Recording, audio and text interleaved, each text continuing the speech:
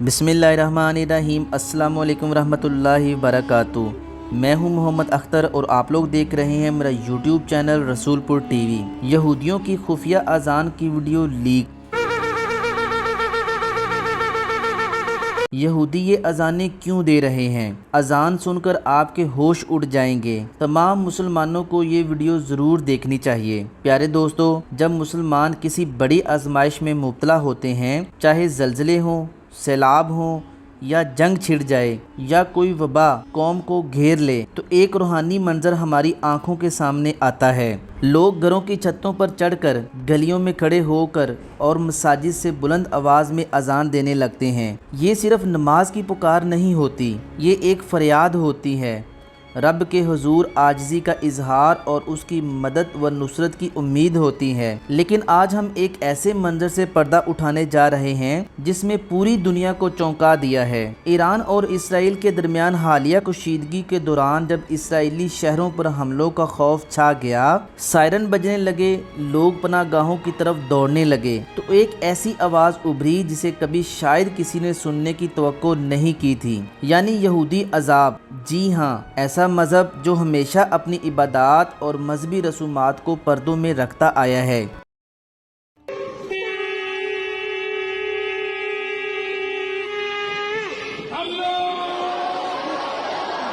آج اسی مذہب کے ماننے والے اپنے مخصوص انداز میں اذان دیتے ہوئے دکھائی دیے۔ نہ آواز مسلمانوں جیسی، نہ الفاظ، لیکن ایک پکار جو جنگ کے سائے میں اور خوف کے عالم میں ان کی آہوں سے نکلی اور فضا میں گونجی۔ لہٰذا ناظرین، آج کی ویڈیو میں ہم آپ کو وہ مناظر دکھائیں گے کہ یہودی اذان کیسے ہوتی ہے اور وہ کن حالات میں اذان دیتے ہیں۔ اور یہی نہیں، یہودی صرف اذان نہیں دیتے بلکہ ان کے ہاں مردوں کی تدفین کے طریقہ بھی دنیا سے بالکل مختلف اور اکثر چونکا دینے والے ہیں۔ آج آپ ویڈیو میں یہ دیکھیں گے کہ یہودی اپنے مردوں کو کیسے غسل دیتے ہیں، کیسے کفن پہناتے ہیں اور کن عجیب و غریب رسومات پر یہ عمل کرتے ہیں۔ اور یہی وہ لمحہ ہے جب حقائق جاننا ضروری ہو جاتا ہے۔ لہٰذا ہماری اس ویڈیو کو آخر تک دیکھیے گا، کیونکہ جو کچھ آپ دیکھنے جا رہے ہیں وہ صرف معلومات نہیں بلکہ ایک چھپے ہوئے مذہب کی وہ جھلک ہے جسے دنیا نے شاذ و نادر ہی دیکھا ہے۔ اور ہاں، حضور صلی اللہ علیہ وسلم ایک یہودی کا جنازہ دیکھ کر کیوں کھڑے ہو گئے تھے؟ یہی سوال اور اس کا حیران کن جواب آپ کو آج کی ویڈیو کے اختتام پر ملے گا، تو ساتھ رہیے گا۔ ناظرین گرامی، سب سے پہلے یہ بات جان لیجئے کہ یہودی دن میں 3 بار عبادت کرتے ہیں۔ ان کی نمازوں کے نام کچھ یوں ہیں: شکاریت، یہ صبح کی نماز ہے، سورج نکلنے کے بعد پڑھی جاتی ہے۔ منخا، دوپہر کے بعد شام کا وقت آتا ہے۔ معرف، یہ مغرب کے بعد رات کے وقت ادا کی جاتی ہے۔ ان کے ہاں ایک اذان نماز جملہ بھی ہوتی ہے جسے شیما کہا جاتا ہے۔ ایک تورات کی ایک آیت ہے جس میں وہ رب کی وحدانیت کا اعلان کرتے ہیں: سن لو اے اسرائیل، تمہارا خدا ایک ہی ہے، مگر اس میں خدا کی جگہ خود نائی کہا جاتا ہے۔ اب آپ حیران ہوں گے کہ کیا یہودی لوگ مسلمانوں کی طرح وضو کرتے ہیں؟ تو جواب ہے نہیں، لیکن بات صرف یہاں پر ختم نہیں ہوتی۔ یہودیوں کے ہاں بھی عبادت سے پہلے صفائی کا ایک تصور ضرور ہے، مگر یہ ہرگز وضو جیسا مکمل اور با مقصد عمل نہیں ہوتا، جیسا کہ اسلام میں ہے کہ یہودی روایات میں اسے نٹائلٹ یا دائم کہتے ہیں، یعنی صرف ہاتھ دھونا۔ اس کا طریقہ یہ ہوتا ہے کہ ایک خاص برتن جسے نکیلا کب کہا جاتا ہے، اس میں پانی لے کر دائیں اور بائیں ہاتھوں پر باری باری ڈالا جاتا ہے اور یہ عمل 2 یا 3 بار دہرایا جاتا ہے۔ زیادہ تر صبح کے وقت عبادت یا کھانے سے پہلے یہ محض ظاہری صفائی کا ایک رسمی عمل ہے۔ ان کے عقیدے کے مطابق رات کو نیند کے دوران جسم پر روحانی نجاست آ جاتی ہے، اس لیے صبح اٹھ کر ہاتھ دھونا ان کے لیے روحانی طہارت کا ایک ذریعہ سمجھا جاتا ہے۔ لیکن جان لیجئے یہ عمل صرف ہاتھوں تک محدود ہے، نہ کلی کی جاتی ہے، نہ چہرہ دھویا جاتا ہے، نہ ہاتھ، نہ پاؤں، اور نہ ہی اس کا وہ روحانی اثر۔ یہ اہمیت ہے جو اسلام میں وضو کو حاصل ہے۔ اور دلچسپ بات یہ ہے کہ اگر کوئی یہودی یہ عمل نہ کرے تب بھی وہ عبادات کر سکتا ہے، یعنی یہ کوئی شرط نہیں بلکہ ایک آپشنل چیز ہے، جبکہ اسلام میں وضو کے بغیر نماز سرے سے جائز ہی نہیں۔ بلکہ وضو صرف نماز کے لیے نہیں بلکہ ایک روحانی حفاظت اور الہی قربت کا بھی ذریعہ ہے۔ آپ صلی اللہ علیہ وسلم نے فرمایا کہ جو شخص وضو کر کے سوتا ہے اس کا رات ہر لمحہ عبادت میں شمار ہوتا ہے اور ایک فرشتہ اس کے لیے دعا کرتا رہتا ہے۔ یعنی وضو صرف جسم کی صفائی نہیں بلکہ روح کی تازگی، دل کی روشنی اور ایمان کی تجدید ہے۔ اس لیے ہم دیکھتے ہیں کہ اسلام کی عبادت باطن و ظاہر دونوں کی پاکیزگی کا عظیم امتزاج ہے، جبکہ یہودی عبادات زیادہ تر روایتی الفاظ اور رسمی حرکات پر مشتمل ہیں، اور یہیں سے ہمیں ان دونوں مذاہب کے روحانی معیار کا فرق بخوبی سمجھ آتا ہے۔ ناظرین، یہودی عبادات کئی اعتبار سے مسلمانوں سے مختلف ہیں۔ ان کی نماز عام طور پر 15 سے 20 منٹ طویل ہوتی ہے۔ سجدہ ضروری نہیں، لیکن اگر دل کرے تو جتنے چاہیں سجدے کر سکتا ہے۔ یہودی سجدے میں زمین پر لیٹ کر نہیں، زمین سے چپک کر سجدہ کرتے ہیں۔ یہودیت میں جماعت بھی فرض نہیں، البتہ ان کا مذہبی مرکز ہو تو کم از کم 10 سے 15 افراد کا ہونا بہتر سمجھا جاتا ہے۔ یہودیت میں دعائیں کتاب سے پڑھنا عام ہے،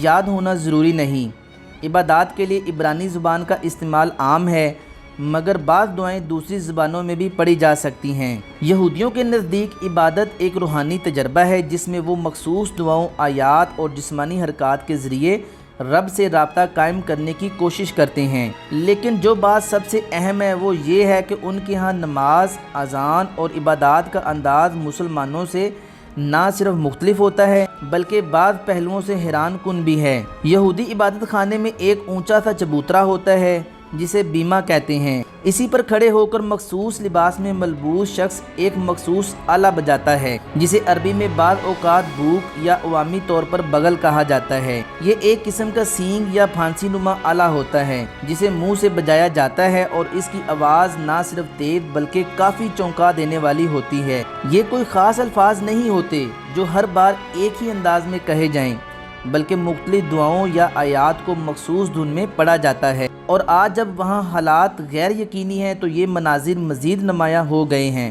گلی محلوں میں کھڑے ہو کر یہودی افراد اس کو بجا کر یا مخصوص آوازیں بلند کر کے اپنے لوگوں کو عبادت کے لیے بلا رہے ہیں۔ یہ ان کی اذان ہے، نہ وہ روحانیت، نہ عاجزی، نہ خشیت، بلکہ ایک رسمی آواز جو ان کے عقیدے میں عبادت کا آغاز سمجھا جاتا ہے۔ یہ کلپس جو ہم آپ کو دکھا رہے ہیں ان میں آپ دیکھ سکتے ہیں کہ کس طرح یہ پریشان حال یہودی اپنی گلی محلوں میں اذان دیتے ہوئے دکھائی دے رہے ہیں۔ ناظرین، یہاں یہ بھی بات واضح کر دوں کہ مذہب اسلام میں اذان کا آغاز بھی ایک تاریخی اور روحانی پس منظر رکھتا ہے۔ ایک ایسا لمحہ جب مسلمانوں کی تعداد بڑھ چکی تھی، مدینہ میں اسلامی ریاست قائم ہو چکی تھی اور نماز کے اوقات میں لوگوں کا جمع کرنا ضروری ہو گیا تھا، لیکن سوال یہ تھا کہ سب کو کیسے بلایا جائے، آواز کیسے دی جائے۔ تب نبی صلی اللہ علیہ وسلم نے صحابہ کرام سے مشورہ کیا۔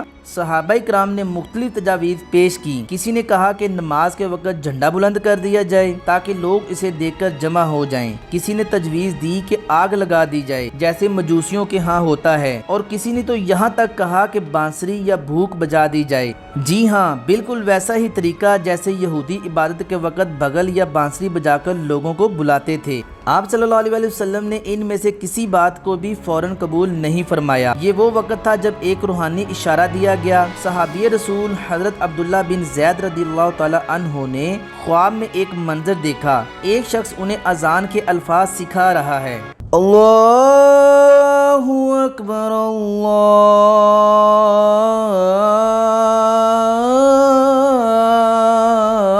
اللہ اکبر، اللہ اکبر،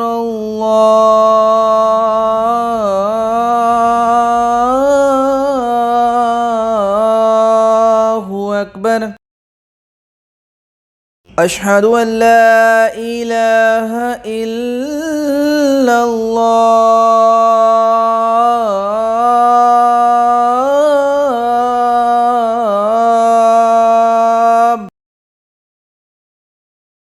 اشہد ان لا الہ الا اللہ۔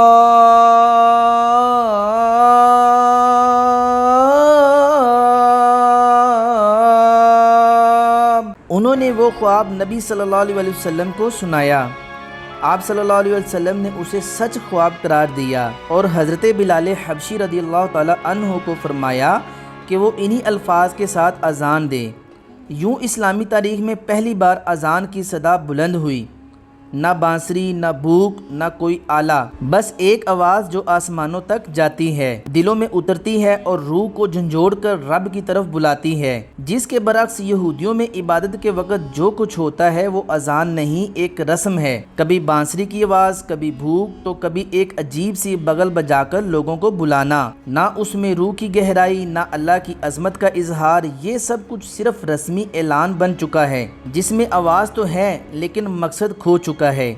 اسلام کی اذان وقت کے پابند لوگوں کو رب سے جڑنے کے لیے بلاتی ہے، جبکہ یہودیوں کا طریقہ صرف لوگوں کو ایک جگہ جمع کرنے کی رسمی کوشش لگتا ہے۔ پھر بھی آج جب خوف، بے چینی اور بے بسی ان کے دلوں پر چھائی ہوئی ہے تو وہی بھوک، وہی باندلی اور وہی بغل بجا کر لوگوں کو بلاتے ہیں، کیونکہ دلوں کو چین صرف رب کی طرف پلٹنے سے ملتا ہے۔ تو اب ذرا یہاں یہ بھی جان لیجئے کہ یہودی اپنے مردوں کو کیسے دفناتے ہیں، اور وہ کون سی عجیب و غریب رسومات ہیں جو اکثر سننے والوں کو حیران اور کبھی کبھی پریشان کر دیتے ہیں۔ تو چلتے ہیں اگلے حصے کی طرف۔ ناظرین گرامی، جب انسان مرتا ہے تو اس کی تجہیز و تکفین اور تدفین کے بارے میں بہت سارے لوگوں کا اپنا اپنا طریقہ ہے، مگر یہودیوں کا طریقہ بہت ہی عجیب و غریب ہے۔ یہودیت اب بہت زیادہ تبدیل ہو چکی ہے۔ ان لوگوں نے اپنے صحیح مذہب کو اتنا بگاڑ دیا ہے کہ یہ اب اہل کتاب نہیں ہے اور نہ ہی موسیٰ علیہ السلام کے پیروکار ہیں۔ پیارے دوستو، جب بھی کوئی یہودی شخص مر جاتا ہے تو ایک افواہ ایسی بھی پھیلائی جاتی ہے کہ یہودی اپنے مردوں کو کھڑی حالت میں دفن کرتے ہیں، یعنی عمودی حالت میں، اس کو دیوار کے ساتھ رکھ کر قبر بند کر دیتے ہیں، حالانکہ یہ بالکل غلط ہے۔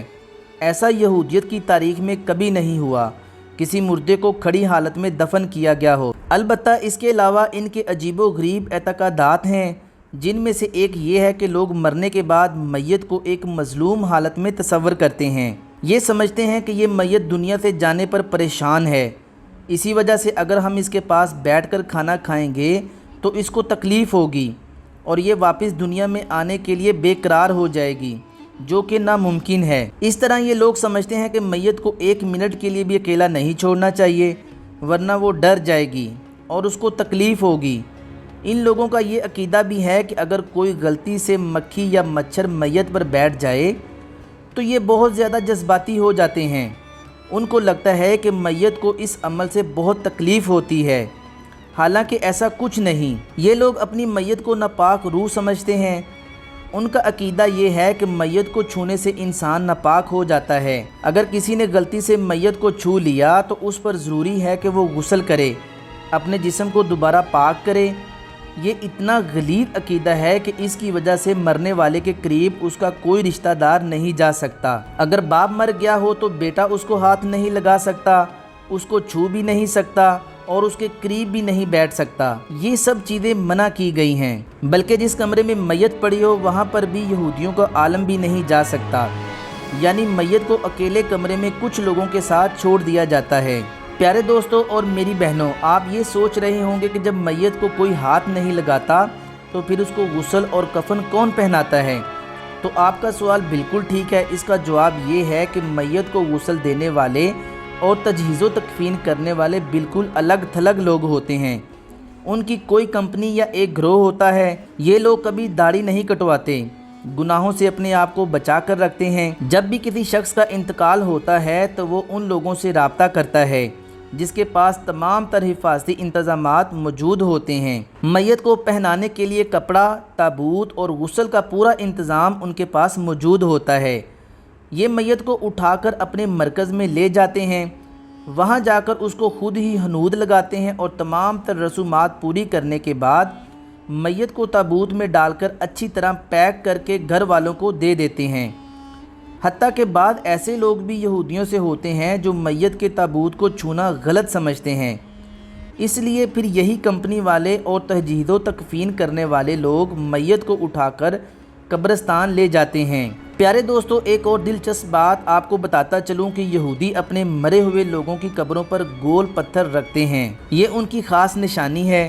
عموماً مسلمانوں جیسی قبریں بھی بناتے ہیں، اسی لیے اگر آپ کسی بھی غیر مسلم ملک میں قبرستان جاتے ہیں تو آپ بآسانی معلوم کر سکتے ہیں کہ اگر کسی قبر پر گول گول پتھر رکھے ہوئے ہیں تو وہ کسی مسلمان کی قبر نہیں بلکہ یہودی کی قبر ہے۔ اسی طرح ان کے اندر ایک اور غلط رسم یہ پیدا ہو گئی تھی کہ اپنے مردے کو اسی دن دفنانا ضروری ہے جس دن وہ مرا ہو۔ اسے بیوقوفانہ رسم کا یہ نقصان ہوا کہ ایک شخص شام کے وقت فوت ہوا اور لوگوں نے اس کو جلدی جلدی دفنانے کی تیاری شروع کر دی۔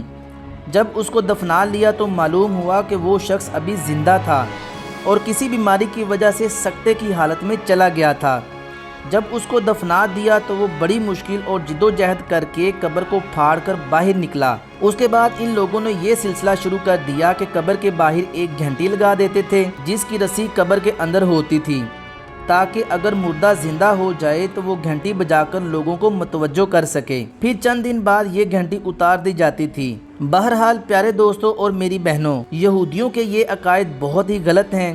ان میں اتنی بڑی قباحت ہے کہ بیٹا اپنی ماں کے لیے، اپنے والد کے لیے یا اپنے کسی بھی قریبی دوست کے لیے آخری رسومات میں شامل نہیں ہو سکتا۔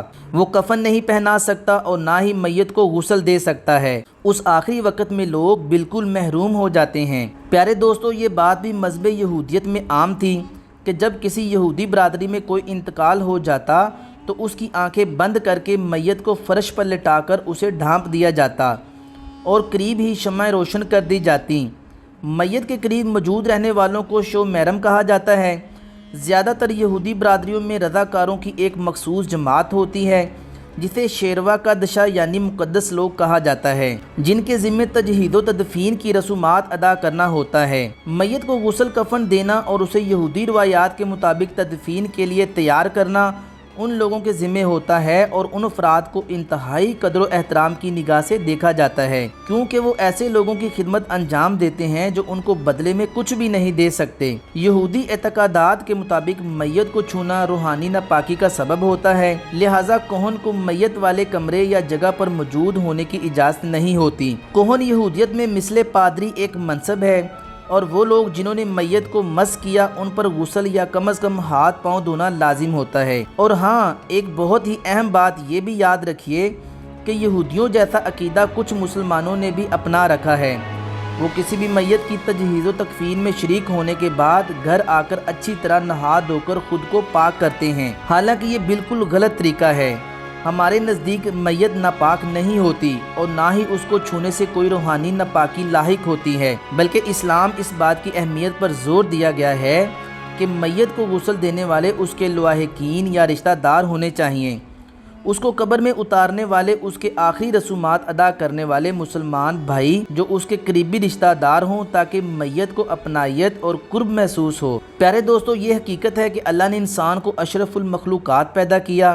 انسان کی عزت و تکریم موت کے بعد ختم نہیں ہوتی اور بعضوں کے بارے میں مختلف مذاہب نے مختلف طریقوں سے احترام کی ہدایات دی ہیں، لیکن ان سب میں احترام کا سب سے بہترین طریقہ وہ ہے جو اسلام نے اختیار کیا ہے، جس میں نہ صرف انسانی میت کو بڑے احترام سے زمین میں دفنانے کا حکم دیا گیا بلکہ انسانی میت اور قبر کا احترام لازم قرار دیا، حتیٰ کہ قبر پر بیٹھنا بھی ممنوع ہے۔ بلکہ حضرت عمر بن حزم رضی اللہ تعالی عنہ سے روایت ہے کہ آپ صلی اللہ علیہ وسلم نے مجھے ایک قبر پر دیکھا تو فرمایا، قبر سے اتر جاؤ، اس قبر والے کو اذیت نہ دو۔ قبروں پر بیٹھنا آگ کے انگارے پر بیٹھنے سے بہتر ہے۔ حضرت ابو ہریرہ رضی اللہ تعالی عنہ بیان کرتے ہیں کہ آپ صلی اللہ علیہ وسلم نے فرمایا، تم میں سے کسی شخص کا انگارے پر بیٹھنا جو اس کے کپڑوں کو جلا دے اور اس کا اثر اس کے جلد تک پہنچ جائے تو یہ اس کے لیے کسی قبر پر بیٹھنے سے بہتر ہے۔ حضور صلی اللہ علیہ وسلم نے مردوں کو برا بھلا کہنے اور لعن و طعن کرنے اور برا سلوک کرنے سے مسلمانوں کو منع فرمایا، کیونکہ یہ لوگ اپنے رب کی بارگاہ میں پہنچ چکے ہیں۔ جاہلیت کے زمانے میں لاشوں کا بدلہ اور مقتولین پر دل کی بڑھاس نکالنا ایک عام عمل تھا، لیکن غزوہ بدر کے موقع پر آپ صلی اللہ علیہ وسلم نے مقتولین کی لاشوں کے احترام کے متعلق اسلامی اخلاق کا نمونہ بہترین دکھایا اور مشرکین مقتولین کی لاشوں کو تدفین کا حکم دیا۔ بلکہ ایک مرتبہ خطبہ بن عامر رضی اللہ تعالی عنہ حضرت ابوبکر صدیق رضی اللہ تعالی عنہ کے پاس مشرکین مقتولین میں سے ایک شخص کا سر لے کر آئے۔ اس پر حضرت ابوبکر صدیق رضی اللہ تعالی عنہ ناراض ہوئے اور انہوں نے اپنے کمانڈروں کو لکھا، میرے پاس کوئی سر نہ لایا جائے ورنہ یہ حد سے تجاوز ہوگا۔ یعنی دل کی بھڑاس نکالنے میں میرے لیے اللہ کی کتاب اور اس کے رسول صلی اللہ علیہ وسلم کی سنت کافی ہے۔ میت کو قبر میں دفن کرنے کا حکم بھی اللہ کا ہے۔ اس فرض کو تسلسل سے آپ صلی اللہ علیہ وسلم نے ادا فرمایا اور 1400 سال سے امت مسلمہ اس پر عمل کر رہی ہے۔ 1400 سالوں میں ایک بھی مثال نہیں ملتی کہ کسی مومن کی میت کو جان بوجھ کر نہ دفنایا گیا ہو۔ تنقید تو تب ہو جب کوئی حکم عدولی کرے۔ مسلمان اللہ اور اس کے رسول کے حکم اور تعلیمات کی خلاف ورزی کا سوچ بھی نہیں سکتے۔ میت کے 10 حقوق قرآن مجید سے ثابت ہیں جن پر مسلمان عمل کرتے ہیں۔ میت کو غسل دینا، تکفین کرنا، نماز جنازہ میں شرکت کرنا، ایک معزز مہمان کو رخصت کرنے کی طرح لاش کے ساتھ احتراماً جنازگاہ اور قبرستان جانا، قبر کی تیاری میں کام کرنا، لاش کی نہایت ادب و اعزاز کے ساتھ تدفین کرنا، اس کے لیے دعائیں کرنا، ایصال ثواب کرنا، وقتاً فوقتاً زیارت قبور کے لیے جانا، میت کی قبر اور اس کے اعضاء کا احترام کرنا، لاش اور میت کی یہ 10 حقوق قرآن و سنت میں بڑی تفصیل کے ساتھ ثابت ہیں۔ بلکہ پیارے دوستو، یہاں آپ کو یہودیوں کا ایک اور کارنامہ بھی بتلا دیتا ہوں کہ یہ لوگ میت کو تابوت میں بند کر کے دفن کیا کرتے تھے، جس کی وجہ سے ان کی میت تابوت میں اکثر خراب ہو جایا کرتی تھی اور مٹی میں مل جانے کو جو اصل کردار ہے وہ ختم ہو جاتا تھا۔ اس لیے بعد میں یہودیوں نے اس بات پر اتفاق کیا کہ میت کو سفید کپڑے میں لپیٹ کر قبر میں رکھ دیا جائے تاکہ وہ بآسانی مٹی میں مل جائے، اور اگر کوئی شخص میت کو تابوت میں رکھ کر دفن کرنا چاہے تو اس پر ضروری ہے کہ تابوت میں بڑے بڑے سوراخ کرے تاکہ مٹی ان سوراخوں کے ذریعے تابوت میں داخل ہو کر مردہ لاش کا تعلق خاک ارضی کے ساتھ برابری کر دے۔ دوستو، یہی رواج آج بھی اسرائیلی یہودیوں میں رائج ہے۔ مذہب یہودیت میں تدفین کا عمل ہر ممکن جلد از جلد انجام دیا جاتا ہے۔ یہودیت میں میت کو حنود کرنا یا جلانا ممنوع ہے، البتہ اگر مرحوم نے عزائے عطیہ کیے ہوں تو اس کی مشروط شرعی اجازت لی جا سکتی ہے۔ اگر یہ ثابت ہو کہ ایسا کرنے سے کوئی زندگی بچائی جا سکتی ہے، البتہ اگر مرحوم نے عزا عطیہ کیے ہوں تو اس کی مشروط شرعی اجازت لی جا سکتی ہے۔ اگر یہ ثابت ہو کہ ایسا کرنے سے کوئی زندگی بچائی جا سکتی ہے، کیونکہ جسم کو اس کے ساتھ مکمل اعضاء سمیت دفن کرنا لازم ہے۔ دفنانے کے بعد کفن یا تابوت کھولنے کی اجازت نہیں، تاکہ مرحوم کے دشمن اس سے بے بسی اور بے چارگی کی حالت میں نہ دیکھ پائیں۔ پیارے دوستو، یہاں یہ بھی جانتے ہیں کہ حضور صلی اللہ علیہ وسلم ایک یہودی کا جنازہ دیکھ کر کیوں کھڑے ہو گئے تھے؟ تو دوستو، اس حوالے سے حضرت جعفر بن محمد یعنی حضرت جعفر صادق اپنے والد محترم حضرت محمد باقر سے یہ روایت کرتے ہیں کہ ایک مرتبہ حضرت علی رضی اللہ تعالیٰ عنہ ایک جگہ بیٹھے ہوئے تھے، ان کے سامنے سے جنازہ لے جایا گیا تو وہ لوگ جنہیں اس مسئلہ کی منسوخی کا علم نہیں ہوا تھا جنازہ دیکھ کر کھڑے ہوئے تھے اور اس وقت تک کھڑے رہے جب تک جنازہ گزر نہیں گیا، بلکہ حضرت حسن رضی اللہ تعالیٰ عنہ نے ان سے فرمایا کہ اصل بات یہ ہے کہ جب ایک یہودی کا جنازہ لے جایا جا رہا تھا تو اس وقت آپ صلی اللہ علیہ وسلم راستے پر بیٹھے ہوئے تھے۔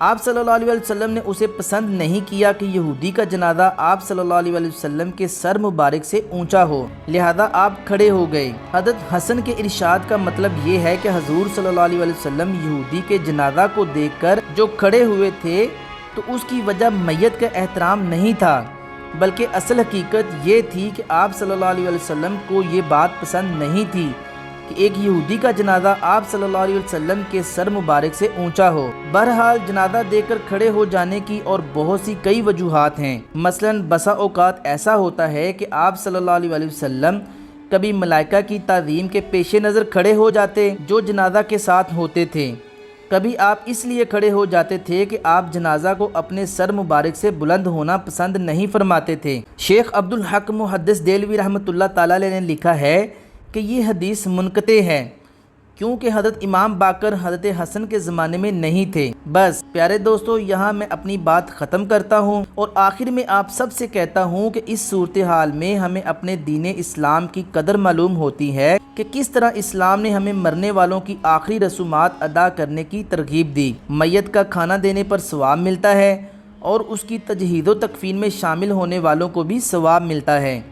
اللہ تعالیٰ سے دعا ہے کہ اللہ ہمیں دین اسلام پر صحیح طریقے سے عمل کرنے کی توفیق عطا فرمائے اور ہمیں مرتے دم تک اس دین پر قائم و دائم رکھے اور ہم سب مسلمانوں کا خاتمہ بالخیر ہو۔ ناظرین، یہ تھی ہماری آج کی ویڈیو۔ ہم امید کرتے ہیں کہ آپ کو ہماری آج کی یہ ویڈیو ضرور پسند آئی ہوگی۔ اگر آپ کو ہماری آج کی یہ ویڈیو پسند آئی ہے تو آپ سے گزارش کرتے ہیں کہ آپ ہمارے چینل کو ضرور سبسکرائب کر لیں اور ساتھ ہی لگے بیل کے بٹن کو بھی پریس کر لیں تاکہ آپ کے پاس ہماری آنے والی مزید معلوماتی ویڈیوز کا نوٹیفیکیشن بر وقت ملتا رہے۔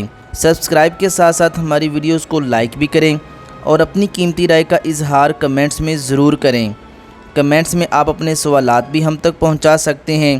اللہ تعالیٰ آپ کو اپنے حفظ و ایمان میں رکھے، آمین یا رب العالمین۔